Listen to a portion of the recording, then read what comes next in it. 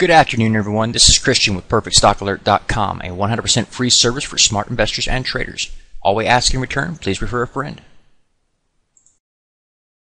Today is Tuesday. It's August the 21st, 2012, and it's hot. It's just hot.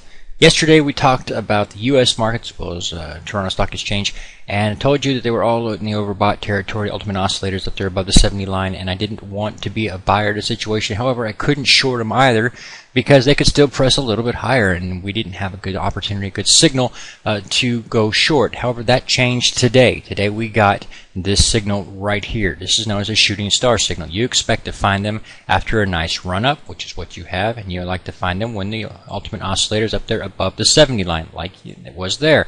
All those things look good to me. One more thing to note here. Whenever you're looking for these signals, it's best to wait for confirmation, meaning the following day should give you a lower low than today's activity, meaning going below this low point here, and we want to see a lower high the following day as well. So the high point today being 827.13, we want to see it keep below that. If we get 1 penny lower tomorrow, you can start shorting with stop set off of this low here.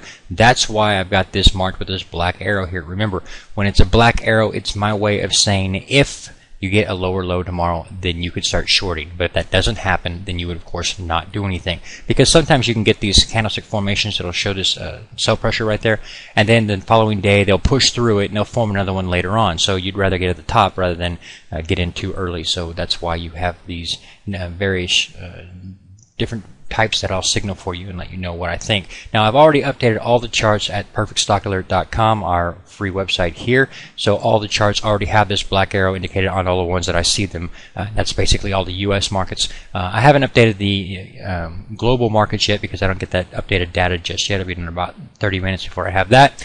Once I've got that, I'll update their charts as well. But the chart I really want to bring to your attention today, I'm going to show you one more U.S. market chart, but the one I really want to show you is the dollar chart. So let's move on. Okay, here we are looking at the SPX, the S&P 500 large cap index. We also showed you this one yesterday. Told you exactly this, that we could not short at this point because if we set a stop right here, then the following day we might get a higher high and then she would roll over on us anyway, so we'd be stopped out of a short and it would be bad timing basically. And that's exactly what happened, and so we're actually very glad we didn't try to short it. In this case, now we do have a nice situation where let me clean that up, where we can see a shooting star formed, and all I want now is confirmation the following day, and I can start shorting it again. Notice a nice run up, nice shooting star formation up above the ultimate oscillator was up in the 70 area where it forms. All that looks right to me. All we want is a little confirmation. Now we also look at this and say, okay, now we're seeing not just one particular chart, but across the board in the U.S. we're seeing this same signal. Also, I've already looked at individual companies.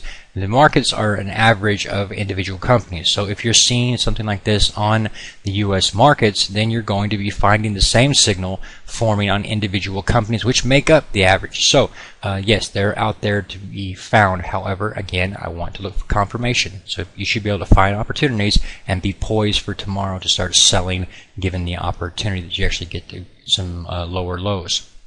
Now let's move on to the U.S. dollar chart. Now, with multiple U.S. market charts all telling us the exact same thing, we're getting confirmation from them because they're all telling us the same thing. But you can also go look at other charts that may be in different areas that can confirm it as well. In this case here, we're looking at the UUP, the PowerShares DB US Dollar Index Bullish Fund, and in this case what you want to see is a bullish condition on this chart. That would be confirming your bearish condition on U.S. market charts. Remember, if people sell stocks, they in effect are buying dollars. So when they do that, it puts a floor in the price of the dollar and you start to see it go higher. With this current chart right here, I'm in love with this. I love this. This is a really nice chart. Nice move here, nice little pullback here, nice higher high here, nice higher low here. You are actually in a little bullish trend here. You're actually doing a real wide pattern. So you could look at it from a couple different perspectives. You could say, okay, this is actually just moving sideways. All we're doing is staying within this little range here.